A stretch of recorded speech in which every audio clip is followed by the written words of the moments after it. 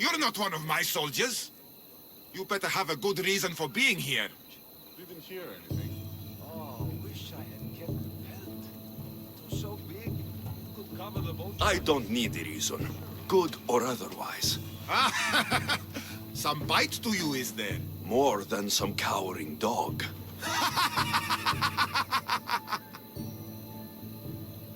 From slave to general, bathing in the blood of this war while our leaders stuff their faces and preen.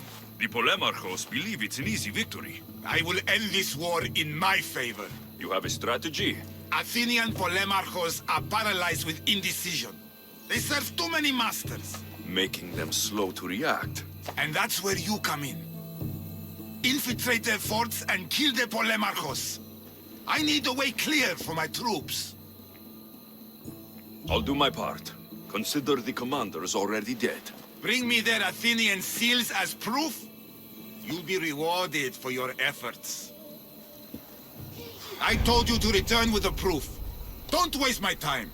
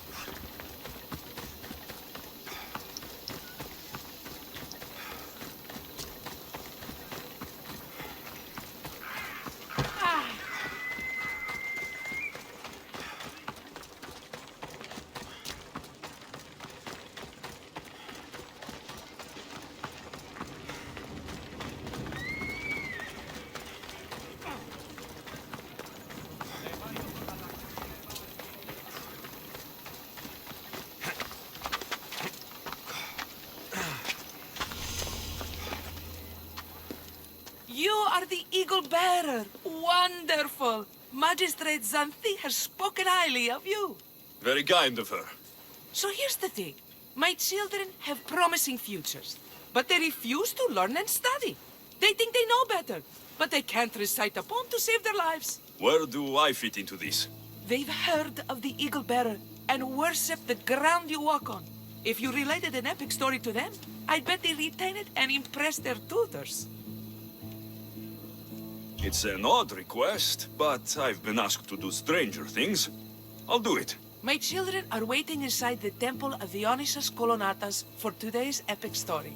The subject is Perseus, which they should know well, but seem to forget all when questioned.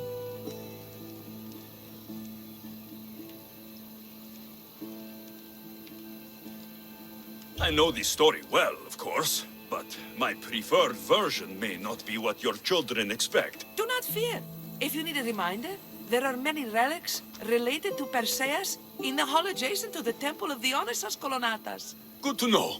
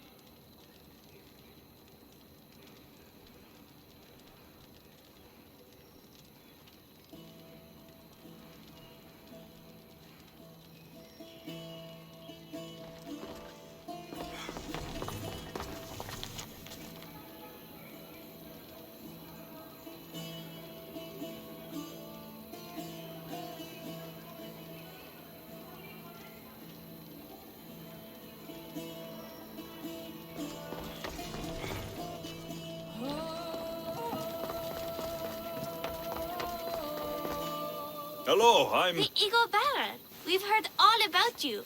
Are you going to tell us a story today? Do we have to listen? We've heard it 100 times. Yes, that's me.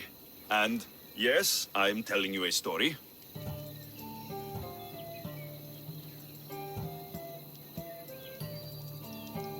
Let us sing with the voice of the gods about the exploits of brave Perseus and the noble Pegasus. Acrisius, the king of Argos, was not a good man. He had one child, a daughter, Danae. Bitter that he had no son, he went to the oracle of Delphi and heard a prophecy that chilled him. Ooh, what was it? The oracle said Acrisius would be killed by his grandson, but Danae was unmarried and childless at the time. To protect himself, he locked Danae in a bronze room, open only to the sky. Ooh! However, mighty Zeus saw the girl and fell in love with her. He transformed into a golden shower and seduced her. Danae gave birth to a son, Perseus. I knew it. King Acrisius couldn't kill the boy for fear of angering Zeus. So he put his daughter and grandson in a wooden crate and tossed them into the wild sea to be drowned. How horrid! Poor Perseus.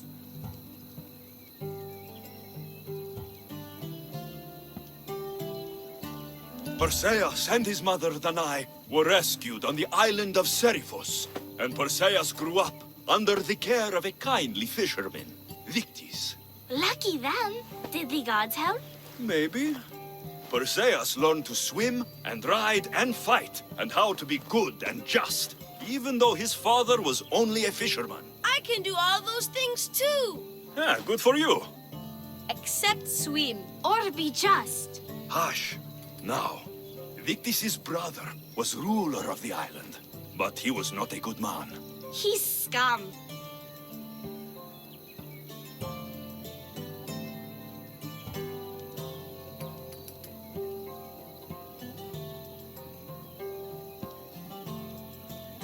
The cruel king of Seriphos, Victis' brother Polydectes, decided he wanted to marry Danae, for she was still beautiful and noble. But Perseus knows his mother does not want this. Victis couldn't stop his brother, so it was up to Perseus to interfere and be annoying. Christos, that's your job.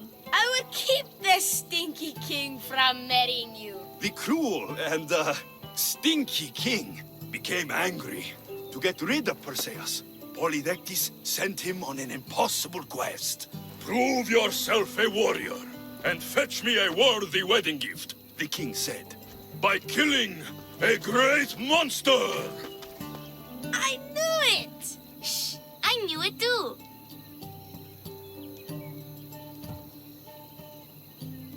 Polydectes told Perseus to bring back the head of Medusa, the Gorgon whose gaze could turn anyone who looked into her eyes to stone. Ah! Polydectes knew that Medusa would be Perseus' death.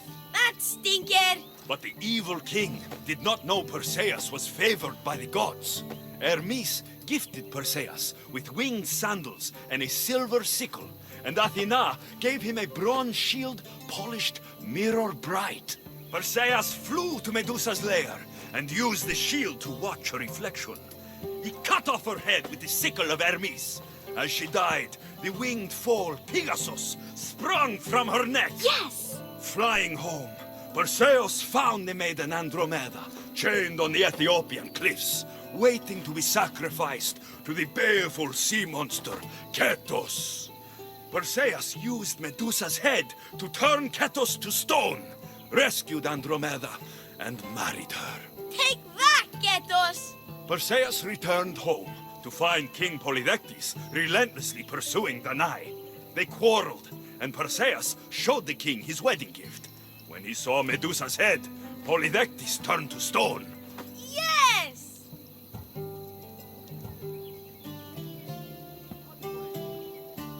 Perseus traveled to Argos with his family, and one day competed in the great athletic games. He hurled the discus, and his throw was so great that it shot into the stands and struck King Acrisius. So doing, Perseus killed his grandfather and fulfilled the prophecy. Hurrah! You can't escape your fate. In the end, Perseus and Andromeda settled in Mykene as king and queen, and had 7 sons and 2 daughters, the Perseidae. That was a great telling of the tale. I'll never forget it. Maybe the best. I can't wait to tell all my friends. Ah, thank you. I couldn't help overhearing the end of your story. Truly inspiring, Eaglebearer. Thank you.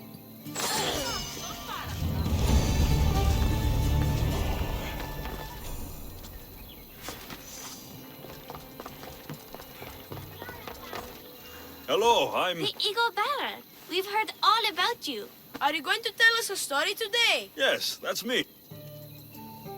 Gather round and listen, children, while I spin you the yarn of Perseus. The great god of the sea, Poseidon, visited a mortal woman, Sarah, a fisherman's daughter. The god of the sea frolicked with her in the shape of a dolphin, and she knew his love. Ugh. Is this a kissing story? Relax, I'm just setting it up. Soon, Sarah gave birth to a child, the half-blood hero, Perseus. I thought Perseus' mother's name was Danae, like my sister. Yeah, and his father was Zeus. Well, that's true in some versions. Anyway, at some point, baby Perseus fell off a boat and almost drowned. A kindly old couple, Amphitryon and Alcmene, found Perseus in the sea and brought him to their farm in Smarpolis, taking him as their son. What about his mom, my namesake? Shh, listen. Hera was angry, though, and sent snakes to kill the baby. But Perseus was too strong, and he strangled the snakes in his crib, revealing his godly nature. That doesn't sound right. There are different ways to tell the story, you know. And this story is for the crows?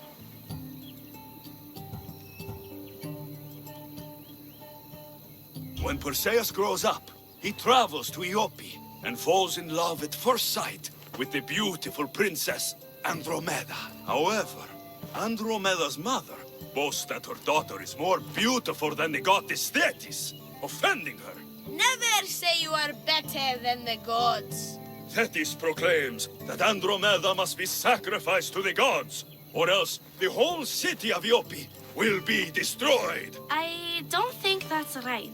Wasn't Andromeda an Ethiopian princess? Hush! Perseus asks his grandmother, Thala, how to save his love. She turns into a manta ray and says, to save Andromeda, he must bring back curly hair of gold, fit for the king of the mountains, who yet owns less than the humblest Elot. I don't know that riddle. It's too hard. It was hard for Perseus too, but eventually he figured it out. How? He just did is all.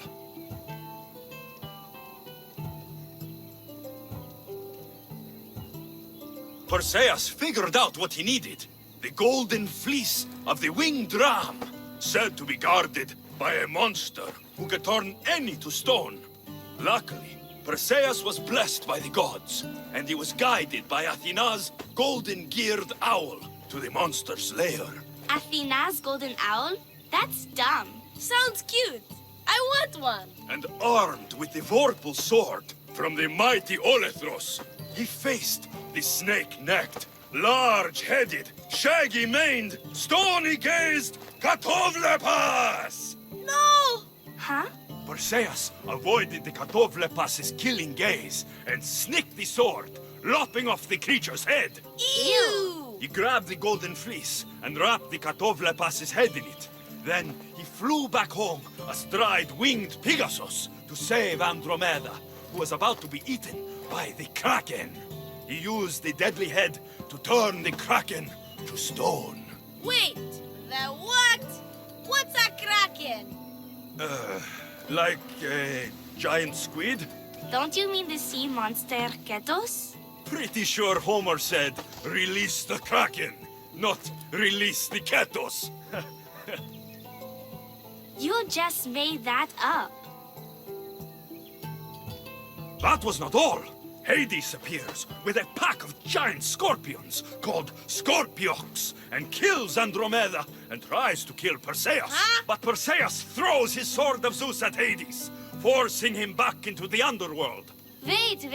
It's supposed to be Hermes' sickle, and Andromeda doesn't die. You're telling it wrong! In the end, Perseus wins. Zeus offers to make him a god, but Perseus refuses. So instead, Zeus brings Andromeda back to life, because she was only mostly dead. Wow, that was so wrong and so boring. You are a sticky storyteller. And that story was poop! I am sorry for your audience, Evil Bearer. Though from what I heard, it did sound like you deviated somewhat from the traditional tale. Apologies.